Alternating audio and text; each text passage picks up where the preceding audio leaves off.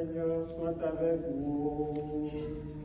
Et avec votre esprit. Évangile de Jésus-Christ selon saint Matthieu. Gloire à toi, Seigneur. En ce temps-là, Jésus disait à ses disciples, « Vous êtes le sel de la terre, mais si le sel devient fade, comment lui rendre de la saveur? Il ne vaut plus rien. On le jette dehors et il est piétiné par les gens. Vous êtes la lumière du monde.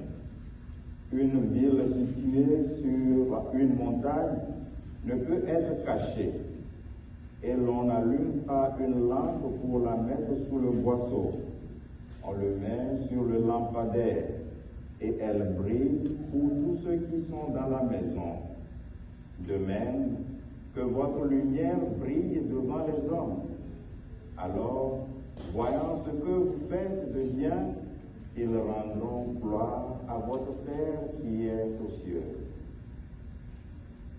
Acclamons la parole du Seigneur. Louange à toi, Seigneur Jésus.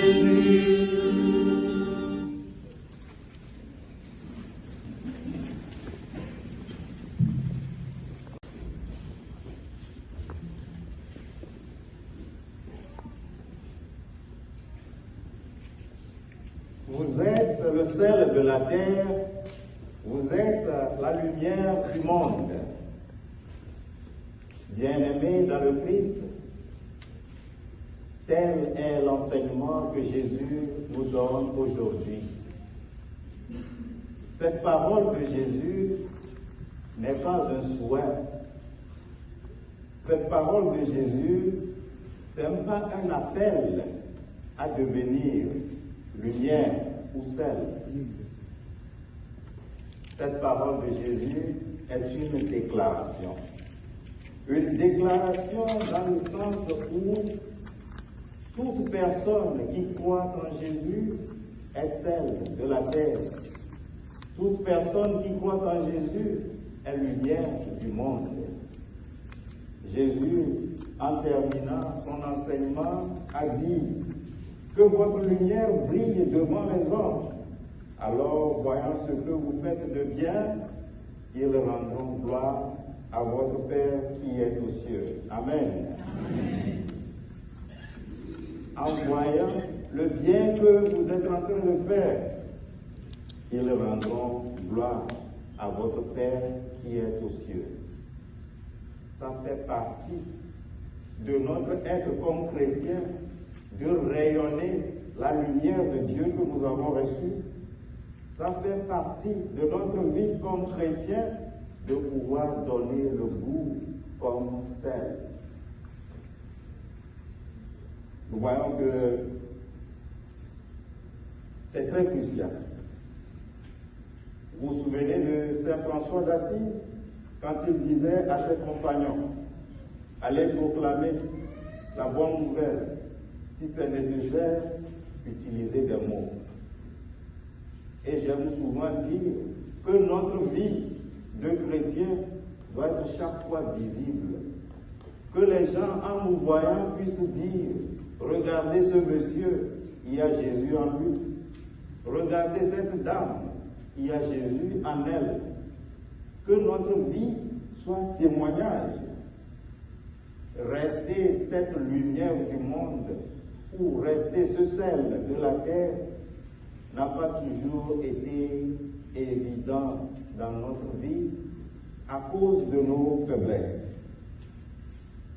Nous savons bien que tous les efforts que nous fournissons comme chrétiens, c'est cela même que nous voulons affirmer, que nous sommes sel de la terre, nous sommes lumière du monde. À cause de nos faiblesses, on n'arrive pas à arriver jusque-là. Quand nous avons manqué à notre devoir d'apporter du goût à une situation qui peut générer la cohésion, l'amour, le pardon, la réconciliation dans notre communauté, dans notre famille, et nous n'arrivons pas à le faire, nous avons failli à notre fonction de sel du monde, de la terre. Ou bien, des fois, quand nous mettons trop de sel, disons, on met trop de sel dans la nourriture, est-ce que c'est mangeable? On peut être ce sel et puis on met trop de sel dans la situation et ce qu'on ne veut pas voir, c'est ça qui arrive. On détruit. Il faut être ce sel de la terre qui apporte le juste mesure, la juste mesure pour pouvoir donner ce goût. Et de même, comme lumière, pour ces moments où nous n'avions pas été prêts pour pouvoir aider un frère ou une sœur pour changer sa condition. Quand nous avons décidé délibérément de ne pas aider, en ce moment, nous ne faisons pas briller notre lumière. Et aussi, quand nous savons bien qu'un frère ou une sœur est en train de tomber, de chuter, et quand nous nous taisons, nous ne sommes pas en train d'assumer notre fonction de lumière. Pour rester cette lumière, pour rester ce sel, le prophète Isaïe nous donne ce dont nous devons faire. C'est un rappel. Mais avant d'aborder ce point, il va falloir que nous retournions dans le contexte où Isaïe avait donné ses recommandations. Et après l'exil, il y a eu le retour dans leur pays. Et quand ils étaient en exil, ils avaient su que la chute qu'ils ont eue pour être transportés en exil, c'était dû à leur infidélité à l'alliance, à leur infidélité à la loi de Dieu. Et ils reconnaissent que parce qu'ils ont failli, alors ils ont subi les conséquences. En retournant chez eux, ce que les prophètes leur disaient est d'essayer de vivre l'alliance au quotidien. Vivre l'alliance au quotidien, et tous les Juifs de ce moment faisaient leur effort. Ils priaient, ils jeûnaient, ils offraient des sacrifices, mais derrière, leur vie était contraire à ce qu'ils faisaient.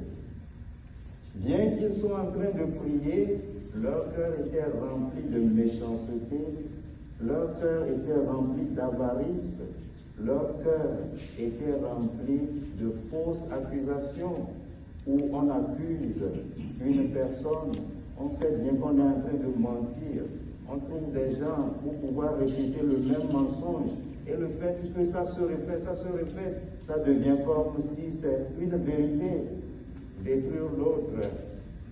Et tout cela, on continue aussi à prier. Alors, par la voix du prophète Isaïe, Dieu dit, ce n'est pas ces jeûnes que je veux, ce n'est pas ces manières de prière ou sacrifice que je veux. Ce que je veux, c'est ceci. Partage ton pain avec celui qui a faim. Très pratique. Il ne faut plus être avare encore.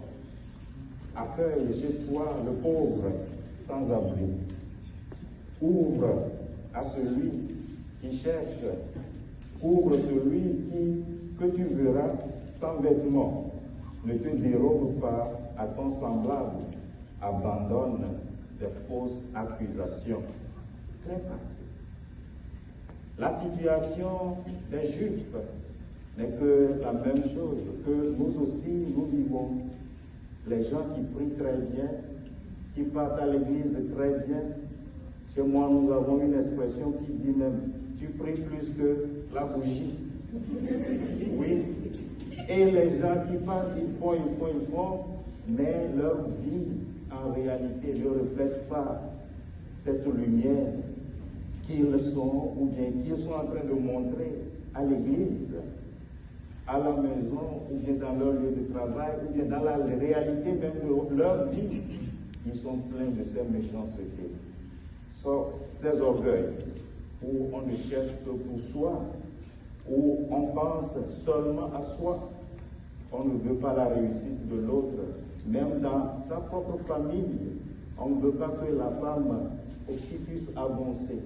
On veut mettre la femme en bas. Ou bien c'est la dame ne veut pas que le monsieur puisse évoluer. La dame veut mettre le monsieur ou bien son mari en bas. Et les enfants, on n'a pas du temps pour les enfants. C'est nous-mêmes qui venons d'abord.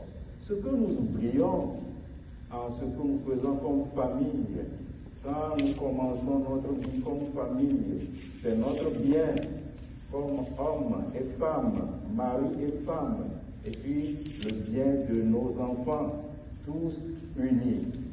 Mais quand on se contente pour soi, on ne pense pas aux autres, alors ça ne reflète pas la lumière que nous devons être dans notre famille. Et de la même manière, quand nous venons dans nos communautés, quand nous ne participons pas à ce qui est digne de nous comme membres de communauté, nous ne sommes pas en train de faire illuminer, briller notre lumière, ou bien nous ne sommes pas en train de donner du goût à ce que nous devons être, notre fonction. Et si nous avons cette tendance pour porter des paroles mensongères, former des mensonges, sachant bien que nous sommes en train de mentir et nous restons sur cette position, comme font des fois, on dit les politiciens, on sait bien qu'ils sont en train de mentir, ils répètent la même chose, la même chose, la même chose. Et des fois même le média prend les mêmes mensonges qu'on répète, on entend, on pense que c'est vrai. Ça ne construit pas nos communautés. Ça surtout, c'est ce mal qui détruit, c'est ce cancer qui ronge les communautés et même les familles. Pour que la lumière puisse briller à partir de maintenant, il faut laisser tomber tout ce qui est mensonger, tout ce qui apporte l'obscurité dans la vie de l'autre. Le Seigneur nous appelle à faire ceci. Et après avoir donné ce dont nous devons faire, le Seigneur donne des promesses.